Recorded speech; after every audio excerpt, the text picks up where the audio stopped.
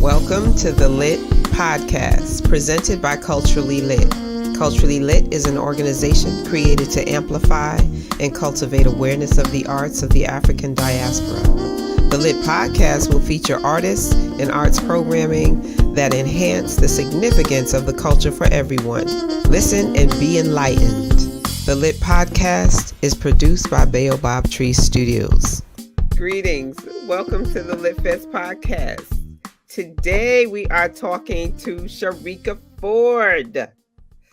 Sharika, Connecticut author that was like, we first met you like 2 years ago at the first LITFest virtually, and you had Awakening, right? Yes. The Meetings from Awakening, and you had your first children's book, which is with Grandma's Little King. Yes. And Grandpa's Little Queen. But you've been very busy since then, Sharika. Oh my gosh. Yes. Like, you I caught the writing bug and I haven't stopped. So I just been going and going and going. I've been enjoying every minute of it. So now you got what, 8 books? This is 8 more. I think I have 8 or 9, because I just came out with a coloring book. So that's considered a book too, because there's a story in there as well. Yes.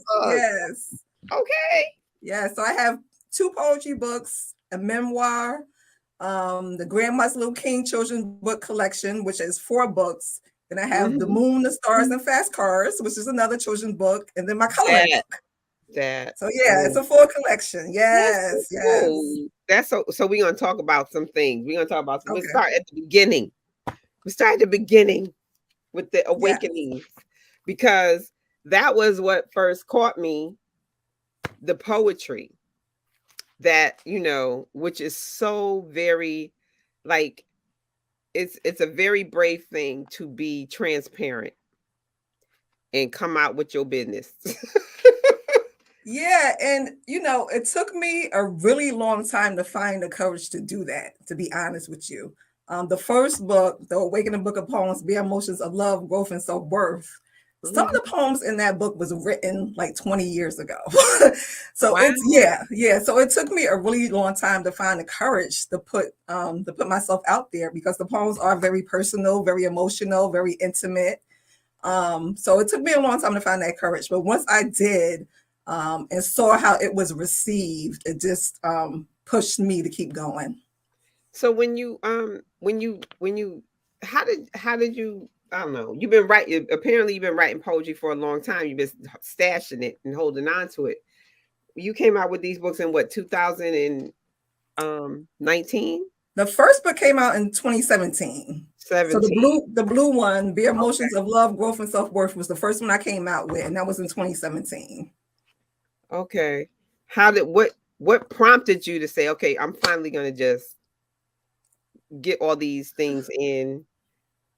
It's crazy, because I had been writing, and I had, like you said, I had stashed them. I had a stack of poems, and every now and then I would pull them out, read through them, put them back in my little drawer. And I was in college. I went to college later in life, and I was studying business, and I was reading about all these amazing these entrepreneurs who went through so much in life but still followed their passion. So in reading their stories, I said, what am I afraid of? Why am I holding myself back? I know that what I really want to do is write and put my poetry out there. So I did it. And when I did it, I was still afraid. I was still nervous when I did it, but I did it anyway with the nerves inside of me. I put it out there anyway. Because the poems in it, they're bare. It's bare emotions, like you say, bare emotions of love, growth, and self-worth. And I'm sure you've probably been told it's been inspirational for people. Yes, inspirational. They like the rawness of the poetry. They can tell that, that is actual things that I've gone through, the emotion behind it. And they have a connection with that, because we all experience things in life that we want to shelter and hide and stuff.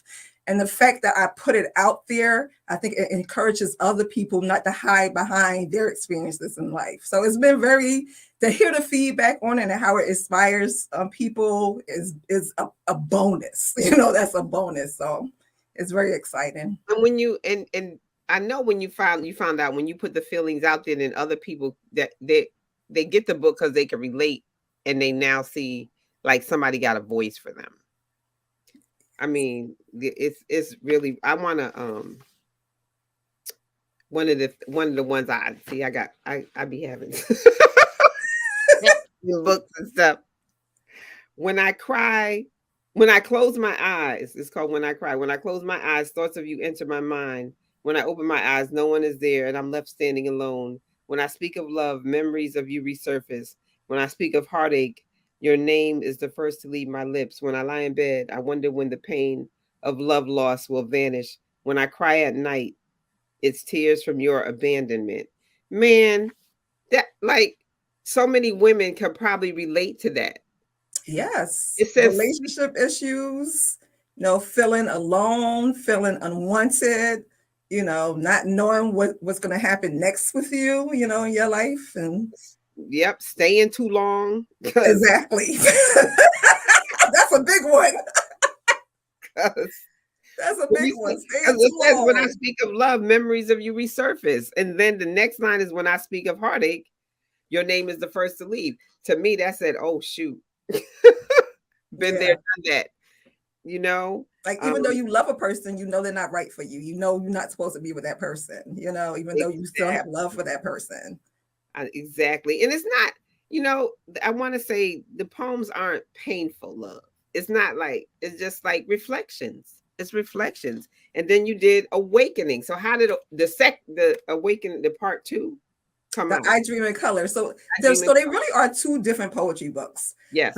Yes. The first one is about, about relationships. Basically, the first one is about relationships and all the emotions that you go through dealing with relationships. The second one is about the Black experience in America. It's about revolution. Yes, it's about the Black experience and more. It's about my experiences raising 4. I'm a mother of 4 sons. So it's about my experiences raising 4 sons. It's about their experiences. It's about experiences of people that I've know, their experience of being Black in America. So it's 2 totally different poetry books, and that shows the different spaces I was in at the time when both books was written. Like I said, the first one was written, some of those poems was written 20 years ago. With the second poetry book, all of those poems was written in 2018. So those are newer poems for the space that I was in at that time. Yeah. Okay. So one in this, I hope you don't mind me reading these things because it's like making slaves. Okay. Making slave makes you think about, anyway, I'm going to read it. And then people can buy the book and take it for themselves. Call our kids dumb, no accolades, lower their education, failing grades, hoop dreams. It's a charade. Look at them in jail, penalty phase. Criminal record, jobless, unpaid, no constitutional rights, barricades, sleepless nights, can't escape.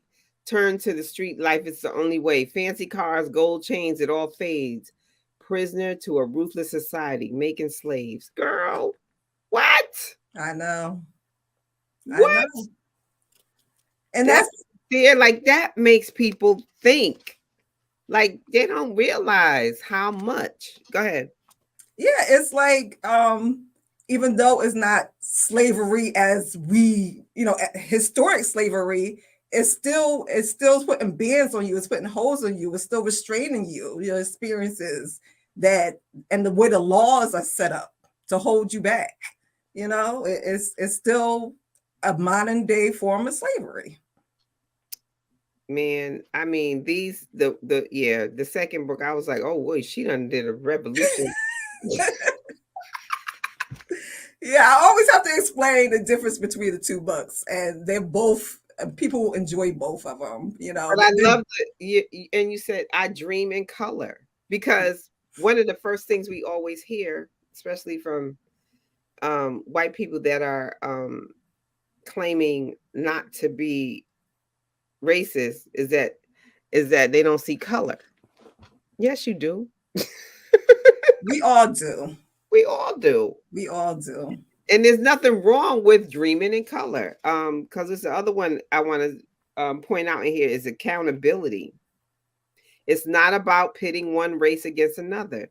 It's about promoting violence for justice. It's not about promoting violence for justice. It's not about pretending that other issues in our community don't exist. It's about holding those responsible for wrongful actions. It's about receiving fair treatment from those who are in a position of power. It's about decades of harassment that have continued to be endured on a daily basis in predominantly Black communities. It's about accountability. Man, speak. It's like that's all we're asking for.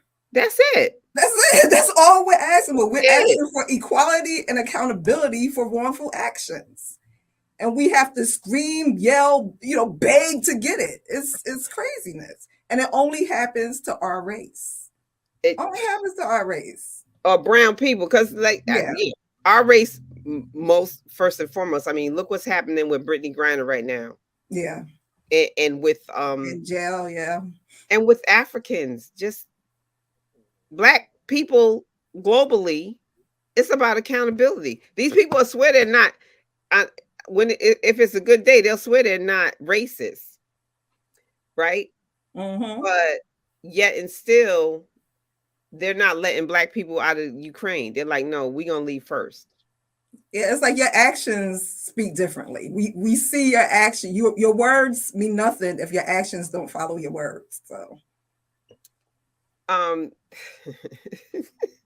this is revolutionary book. So you got this, and then you came out and said, I'm gonna tell my business.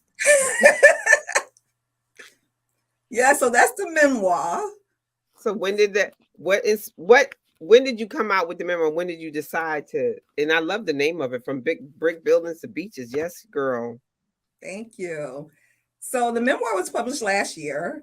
Mm-hmm. And that is basically from the response of my first poetry book, The Bare Emotions of Love, Growth, and Self-Worth. So I always describe my memoir as being the story behind the poetry. So because it was such a positive and as positive response to my first poetry book, I said, let me just tell my story. And I used my poetry book as an outline of what aspects of my story I wanted to tell in the memoir. So yeah, that's the story behind the poetry of my childhood to where I am right now. I can see where it lines up. I can see how I haven't gone through the whole, or I haven't read the whole of this, but the poetry and then the children's books, girl, we'll get to them. But, I know it's a lot. It's a lot. How was it for you? In writing the memoir? Like, therapeutic? Was it? Did you? Because it released you're very candid. You release a lot of things, and it's really brave to do. The poetry and this, like, it had to be, what I want to say, cathartic or something. Yeah, it was I think writing in general is my form of therapy. That's why I enjoy it so much. I'm a shy person in real life. I'm a shy person. I don't share a lot of myself with people easily. I don't share easily. Let me say it that way. Mm-hmm. So my form of expression has always been through writing. So that's always been my form of expression. So anytime I write, it's usually from real life aspects. I write nonfiction. I'm a nonfiction writer. So anything I write about, it has some type of emotional attachment to me. Mm-hmm. So and yeah, write and putting it in writing, and the response from my family regarding the memoir has been the most positive thing, because they've been extremely supportive of my writing, and they congratulate me in every aspect of my writing. So yeah, it was amazing to do. And it was hard for me to do because that was the first time I wrote something that wasn't poetry. Because even my children's books rhyme, so they're poems as well. So it was a challenge for myself to write something that wasn't poetry, actually. So it was good. It was good. So how did you and for the 3 books too? Because where did Awakening come from? Awakening is actually the last poem in my first book is called The Awakening. So for me, the awakening is realizing my passion realizing what I was here to do. That was my awakening. Realizing that, yeah, following your dreams of writing, that's a God-given gift that you was given, and that's what you're supposed to do. You're supposed to be writing. So that was my moment of awakening for me. And the title came because the last poem in that book is called The Awakening. So I decided to name the book after it. Okay. So when you were in school and studying business, you were studying business? Business administration. Okay. What was your intention before the calling came on you? Oh my gosh, I had so many business ideas. Oh my gosh, I had Oh, you always was entrepreneurial, so you knew you was gonna do something for yourself. I was trying. I had all these different business ideas. Okay, I had this like food truck idea, fried dough on the go. If I see somebody steal that, I'm gonna know where you got that from. Fried dough on the go was one of them. I was coming up with a dating website for single moms. Single moms need love too. That was one of them. So I had all these little ideas, right? But of course, but it always fell back to the writing. It always did. And that was the one thing that I tried that I didn't give up on, was the writing. The other ideas, I tried a little bit, but I was like, this ain't for me. This is too much work. This work. Exactly. And when I write, it doesn't feel work like full work. time for somebody. It's gonna be myself. I'm gonna be loving it. Yes. But and when I write, it doesn't feel like work. When I'm lining up the poems so they tell a story, it doesn't feel like work. When I'm promoting my books, it doesn't feel like work. So that's what made me realize this is what I'm supposed to be doing. Okay. And how has the journey been for you? You know what? I found in the journey that sometimes you have to be vulnerable in order to grow. And I've been willing to open myself up, be vulnerable. I've have another level of self-esteem that I didn't even know was missing from me before. But it's been incredible. Yeah. So have you had because I could imagine that your memoirs would be discussed in like a book club or anything. Have there been any book clubs that they say, and what kind of questions do they have? It's funny because it was just my memoir from brick buildings to peace. From brick buildings to beaches was chosen for an online book club, and I recently did an interview with them. Yes, I recently did an interview with them. This brown girl reads, and they asked a lot about the background of it and some of the issues that I talk about in the book. I was raised by a single dad, lived in New Jersey, raised by a single dad, was surrounded by men my whole life. My father had brothers. And it just talk about those experiences. So they just asked some background questions regarding the memoir. Do you do your artwork? No. I have a great publisher, Water Springs Media, Water Springs Publishing, Athena Shack. Yeah, and she actually is from Connecticut. She doesn't live in Connecticut right now, but we graduated from Bloomfield High School together. Okay. And so when I put out my first book, I reached out to her because she had written a book. So I just reached out for her for guidance on how to put a book out. And that's when I learned that she started her own publishing company. So she did the covers and the editing and the layout. She really brought the books to life. So kudos to her, to Athena. Wow. Okay. So now we talked about the adult stuff. We want people to go get these books. Yes. The whole shebang. Yes. You need all three. Okay. You need some some love and spiritual realization. You need some revolution, an awakening and a revolution in your life. Cause this I Dream in Color, man. Woo. Thank you. It could be like some of these poems could be like in classes where people or even used for workshops, which in Connecticut, I do a lot, and I'm sure you probably get called to do some diversity and equity training. Mm-hmm. It could be a whole, study on that. And then Beaches is a memoir. Like revealing yourself is a brave thing, Sharika. I'm so happy we got the books. And now we got the whole series of children's books. I mean, come on. Now, when we had you come to the first LITFest, our first virtual LITFest, we had the grandma's little king and these were so cute. Thank you. So ideas for these. Obviously, somebody grandma. Yes. If you don't know, I'm a grandmother. I have 2 grandsons. So the inspiration is definitely, like I said, everything I write comes from life, right? Mm-hmm. So the inspiration was from my grandson, Josiah. And it all started with me calling him Little King, and he had like a confused look on his face. And I explained to him how he's still a king even without a crown. Because I called him Little King, and he was like, well, if I'm a king, I need my crown. Where's the crown? So the story Grandma's Little King is me telling him how he's a king even if he doesn't have a crown. So there's a lot of African heritage references in the book. So it's an inspiring book for children to really embrace their African heritage. And Grandpa's Little Queen is the same story, but I wanted to represent the men. And I also I was asked to write something for little girls. And since I don't have any granddaughters or any daughters at all, it didn't even dawn on me to write for girls until I was asked for a book for girls.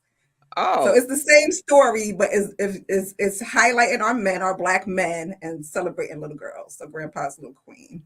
Oh, so this is really like you just reversed it.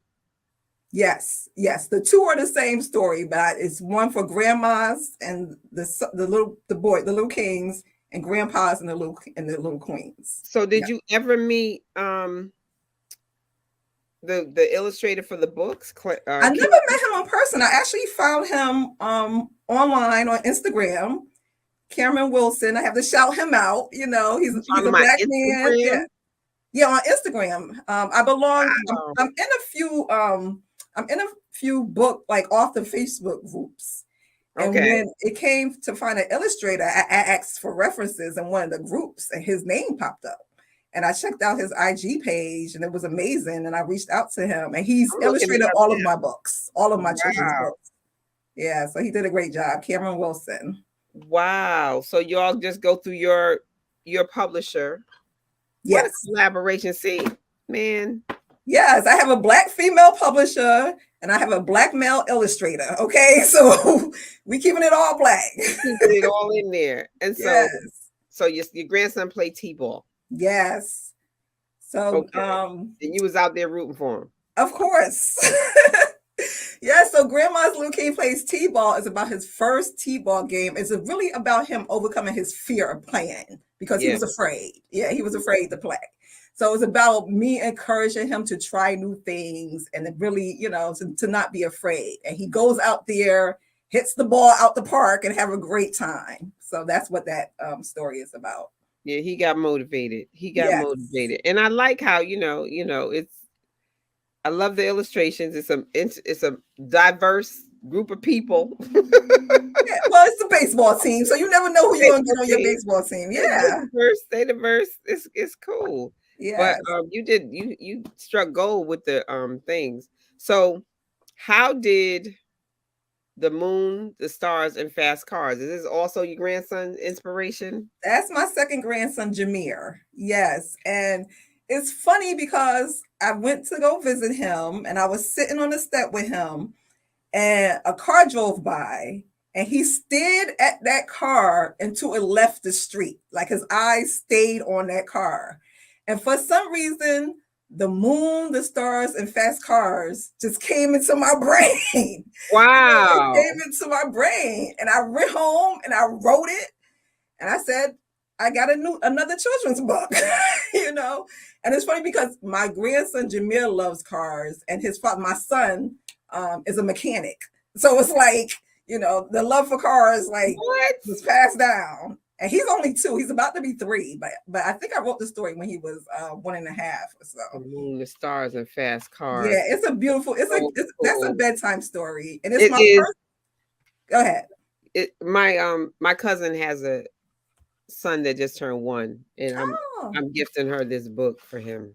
I was gonna say it's for the toddlers, and it's a great bedtime story. It's hardcover. It's my only hardcover, so it's great for the toddlers. You know, sometimes they get a little rough and throw things around and stuff.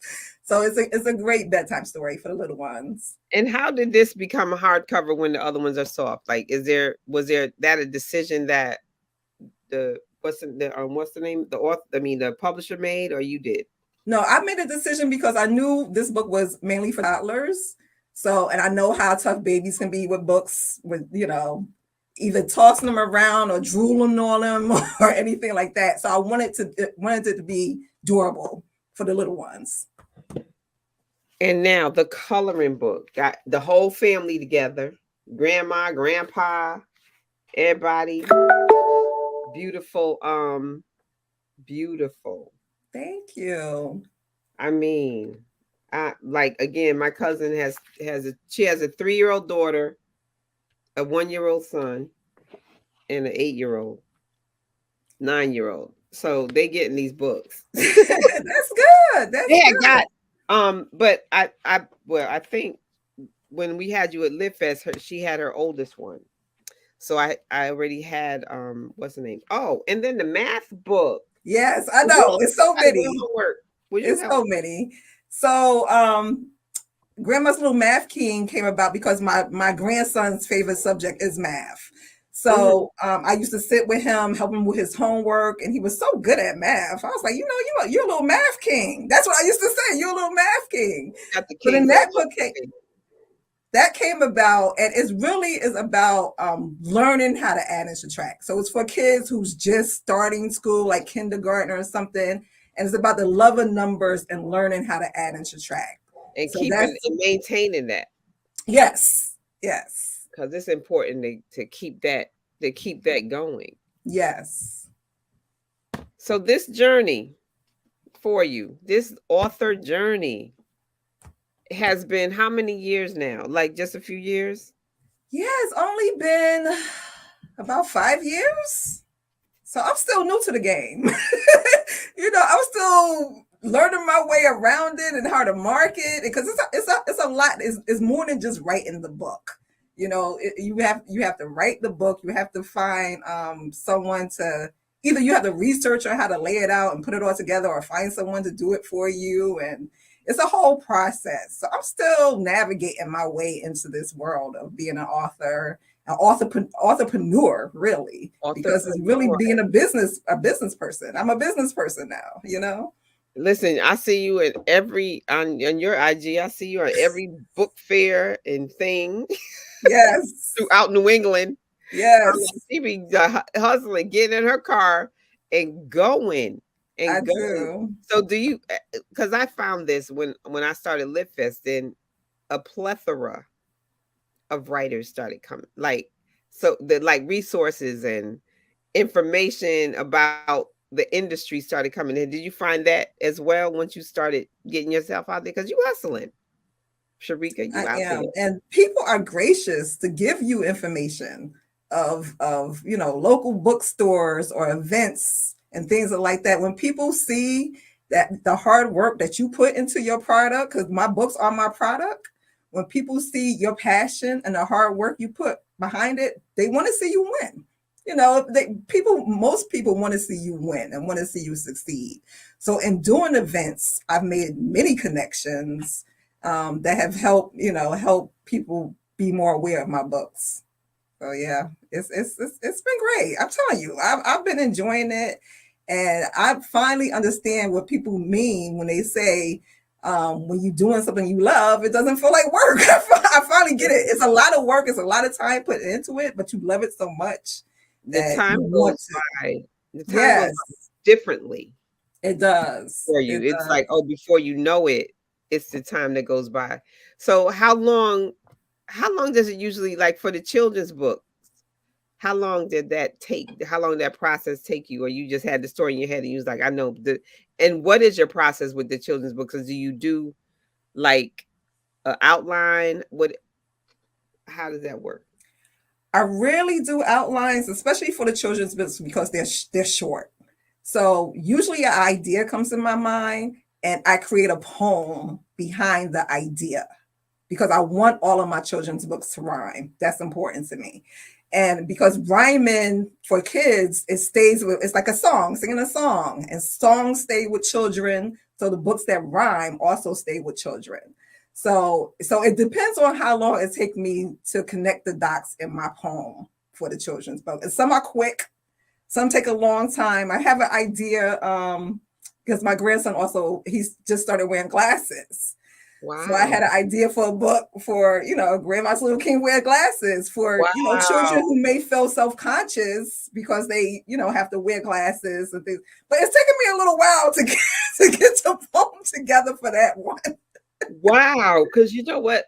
Again, and put my cousin business out there, but she just found out her 3-year-old daughter needs to wear glasses. She Yeah. has to wear glasses, and she's wondering how that's gonna go. Because like she's 3. Yeah. She's like, she don't realize she gotta put them on, or she got something else on her face. Like we, as grown-ups, or even I've been wearing glasses so long, it's just like another part of me. Yeah. It's a lot different for kids because I was supposed to wear glasses, I think, when I was in second grade. And I used to take my glasses, put them in I will leave the house with them on my face. And then, and then as soon as I got out that door, I would take them off, put them in my pocket, and not wear them. So I felt I didn't want to feel different. Right. You don't want to feel different from the other kids as children. Right. You don't want to feel different. So yeah, so that's my next Grandma's Little King collection. That's the next one in the collection, but it's taken me a while to get the story together. So some stories come together quicker than others. It just depends, and it does take time. I do work full time as well. Oh wow! So and with doing events, promoting my books, it does take time. So I'm trying to figure out a balance between everything, which has been a little difficult to figure out. Okay. And saying that, look, I want one of them posters though. Is this it behind you? I see the poster. Yes. I want a poster. Are they for sale on your website too? They're not, but maybe I should put a for sale on the website. I never thought about that. Kind of cool, girl. Thank you. And then they got the NFT stuff now. NFT. I know. With the awakening across it. Listen to me putting out the ideas. I need to listen. I'm taking notes. So what if I may ask, what's your vocation in your life? I thought this was your vocation. I seriously did, because like you pumping them out. I know. I'm an office manager for a nonprofit organization, the Center for Children's the Center for, the Center for Children's Advocacy. So they have offices in Hartford and Bridgeport, and they service children all across Connecticut. Legal services. It's a legal services. Hence your book really. Your books kind of line up too with your, on top of being a grandmother, but the work that you do. Yes. Because I'm big. One of the reasons I started LITFest was for literacy, and I just love how basic, like you said, they rhyme. And when you were saying that, I was like, yeah, that's a good way to get kids to read and to like to read. Yes. And when things rhyme. I'm also a literacy volunteer and on their board. Nice. Literacy volunteers for Greater New Haven or Southern Connecticut, one of them. You sound like me. I'm like, yeah. When you have so much going on, and yeah. And literacy is one of the things. Like I had, a few of the clients just want to be able to read to their grandchildren. So there's some more orders maybe that will happen. So what prompted the coloring book? How did a color activity book? Because you got amazing hair, mazes on top of coloring, and how did this come about? How did your grandkids, of course, but what else? Well, that one, because it's about a visit to the zoo. Right. So last summer I went to Tampa. My father lives in Florida. So I went there and we all went to the zoo. And I thought of creating a book inspired part It just like be like, oh, let me do this. yes, yeah. And I hadn't personally been to the zoo in years. So for me, it was like a new adventure, going to the zoo again. And originally I was just going to do another children's book, but I've always also wanted to do a coloring book. And the story came to me about our visit to the zoo. And then I thought this would be a great book to turn into a coloring book. So again, I reached out to my publisher, I reached out to my illustrator, and we made it happen. And the coloring book is a story. So it's a story that also rhymes. And it's an activity book. It has mazes, it has counting, it has connected dots. All the things. And it's also a coloring book. And as an adult, I have to say, I still love to color. For me, it's common. I love to color. Yeah. So it's a great activity that you could do with your kids. Look, you got a carousel. Yes. Pretty. Yes. Like, listen, I should have got 2 of these. Yeah. So that's I tell you, every idea I have comes from an experience in my life. It really does. And I went to the zoo, and now I have a book about, the trip to the zoo. And one of the reasons why I love that coloring book too is it's the first time that I've seen a coloring book with a Black family on the cover. A family. You got Grandpa, Grandma, Josiah, and Jayla. Yeah, shout out to the splash of gray hair with everybody. Yes. Yes, and I've never seen a coloring book with a Black family on the cover. So when I first got my author's copy and I opened that up, I was really emotional over it. I was like, oh my gosh, like, this is amazing. It's amazing.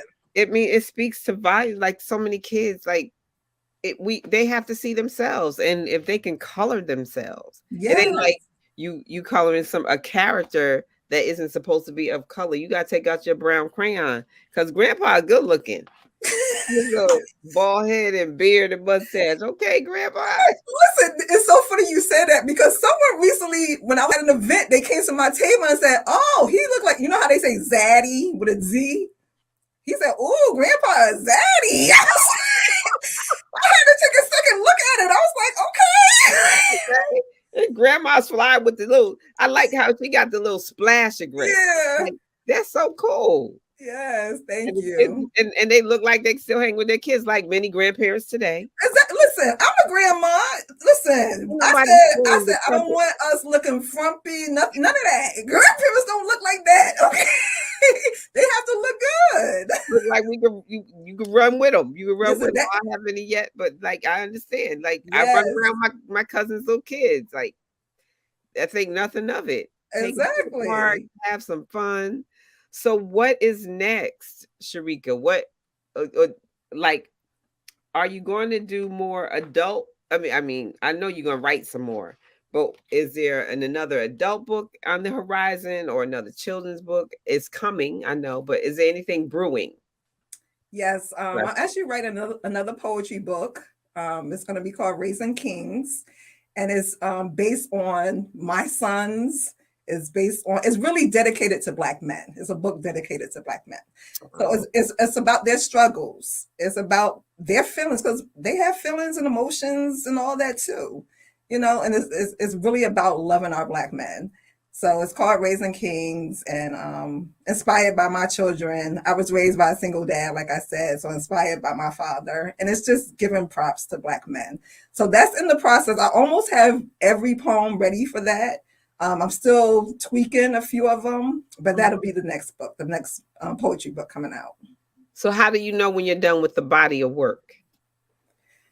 Well, it has to feel, I like for even my poetry books to tell a story, like a complete story, to have a beginning and end. So it has to have a certain flow to it. That I like to have a rhythm and a flow to them that tells a story. So once I feel that, and reading it all the way through, that's when I know, okay, this is good. This is good. This is ready to go. Okay. And so you have a poetry book coming up, and well, children's books get sparked from an experience. Exactly. They could come out of anywhere. Anything can happen, and there's a children's book. Exactly. So you have 4 sons, but what is their age range now?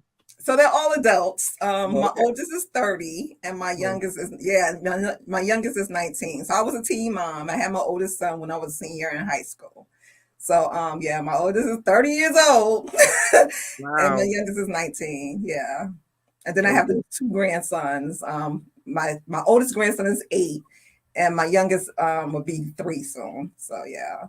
And they are just loving grandma's books. Yes. It's funny when my oldest grandson first saw Grandma's Little King, just the excitement in his face because he knew it was about him. And it's not only seeing themselves in the book, but hearing their names in book or names of kids that they know. It's about representation in all areas, not just our images, but our names as well. How our style, you see how you say how grandpa look. Yeah. I mean, ain't nobody looking frumpy. Like, yeah. Exactly. It's about the whole image, a representation of ourselves. So they're very excited to see their image, very excited to hear their name read in the book.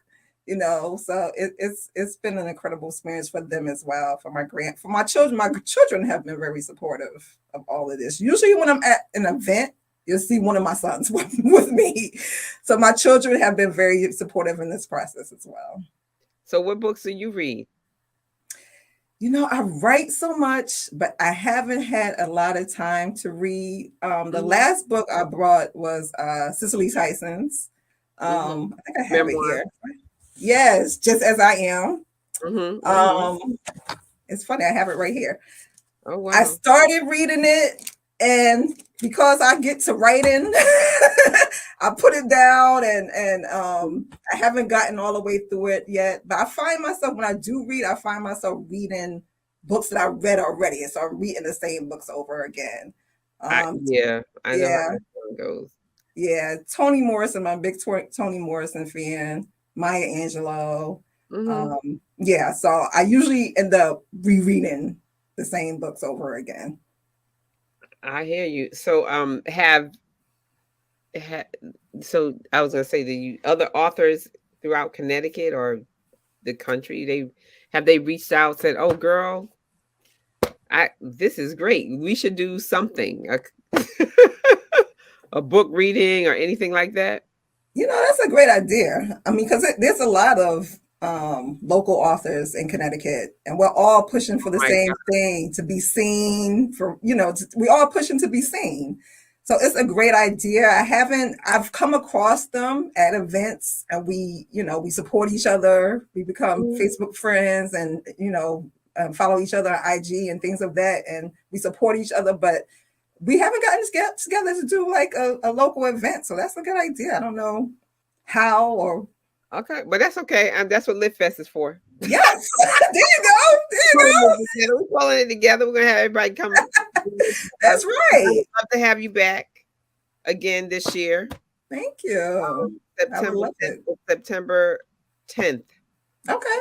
Just remember, we're gonna be putting it out there. So what do you have coming up next? Where are you going to be? Well, actually, this weekend I'm going to Boston to do a pop-up shop at Black Nubian Market. Okay. And this will be, I think, my 3rd time going to Boston. So I'll be there, set up a table. It's in Roxbury. And the crowd there are great. They're supportive. 13th? The 12th, March. Yeah, this Saturday. Okay. Yeah, March 12th. So I'll be driving up in Boston. I think it's supposed to rain, but we're going to push through it. People come out, even with the rain, come out. Use your umbrellas. So I think this is going to show, what we're doing is going to show the first week in April. You got anything in April coming up? I don't remember now. See, I do have an event name. I don't remember where, but I do. Well, It's on my calendar. But a lot of times I do Black Made the brand often. It's in the Buckland Hills Mall in Manchester, and it's basically a pop-up event that happens twice a month, every first and third Saturday. I'm there often if I don't have an event. It's called Black Made the Brand. Black Made the Brand. Okay. Yes. Is that Buckland Hills? Buckland Hills Mall in Manchester. Okay. Yes. Okay. So if you are, listen, I'm gonna put it out there for I'm gonna help other Black entrepreneurs as well. If you are a Black entrepreneur, any product, reach out to Black Made the Brand. It's an incredible pop-up shop, and you get the mall crowd. You know, they rent out a store in the mall, and you can go in, set up your products. You have your own vendor table and set up your products. The organizer name is Q, Quentin. Okay. I don't know his last name. His first name is Quentin. Well, but they're on IG. And you can get it. Okay. Yes, they're on IG. So just reach out to, if you're an entrepreneur and you're looking to get your products out there, reach out to them. They do a great job supporting the community. So I'm there often. If I'm not, doing an event out of town, that I'm usually at the Buckland Hills Mall at Black Made the Brand. So you can come by, get signed copies of my books. Yeah. Also, my books are available on my website, Sharika K. Forde. You can get signed copies through there. They're on Amazon and BarnesandNoble.com as well. And yeah. Okay, Sharika, thank you. I appreciate talking to you. I hope it was fun for you too. Yes, it was. You have great energy. You do. You have great energy.